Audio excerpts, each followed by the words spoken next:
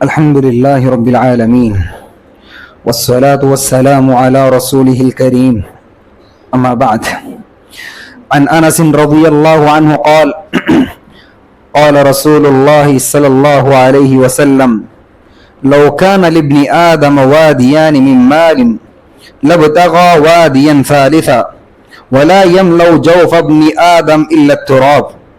ويتوب الله على من تاب متفق علیہ۔ محترم بھائیوں، ابھی میں نے آپ کے سامنے صحیح بخاری اور صحیح مسلم شریف کی حدیث پڑھی ہے۔ اس حدیث کے راوی صحابی رسول انس بن مالک رضی اللہ عنہ ہیں۔ فرماتے ہیں کہ آپ صلی اللہ علیہ وسلم نے ارشاد فرمایا لو کان لابن آدم وادیان من مال، اگر انسان کے پاس مال سے بھری ہوئی دو وادیاں ہوں، دو پہاڑ ہوں،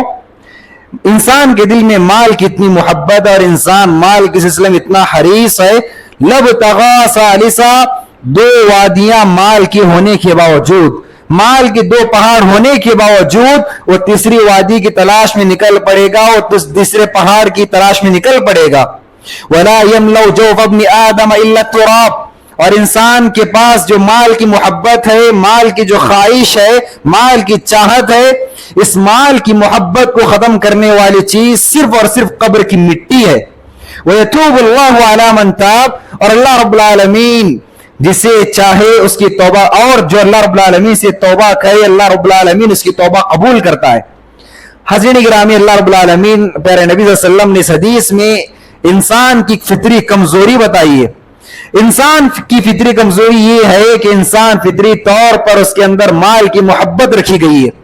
انسان مال کا بڑا حریص واقع ہوا ہے۔ وَإِنَّهُ لِحُبِّ الْخَيْرِ لَشَدِيدٌ، انسان مال کے سلسلے میں بڑا حریص واقع ہوا ہے، اور اتنا حریص واقع ہوا ہے کہ انسان کے پاس کتنا مال کیوں نہ آئے وہ اور کی چاہت کرتا ہے، وہ اور چاہیے اور چاہیے اور چاہیے، اور اتنا کہ اگر مال کے دو پہاڑ ہو، بلکہ دوسری روایت کے مطابق سونے کے دو پہاڑ ہو، سونے کے دو وادیاں ہو، اس کے باوجود بھی انسان تیسری وادی کی تلاش میں نکل پڑے گا۔ انسان مال کے سلسلے میں اتنا حریص واقع ہوا ہے۔ الہاکم التکاثر، انسان کو مال کی محبت نے انسان کو غافل کر کے رکھا ہے،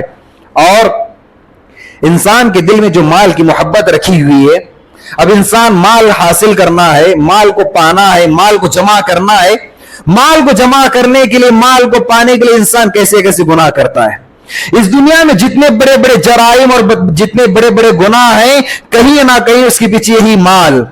چور چوری کر رہا ہے تو مال کے لیے، ڈاکہ ڈالنے والا ڈاکہ ڈال رہا ہے تو مال کے لیے، ایک زانیہ عورت اپنا جسم بیچ رہی تو مال کے لیے، باپ کے انتقال کے بعد بھائی بہن آپس میں لڑ رہے تو اسی مال کے لیے۔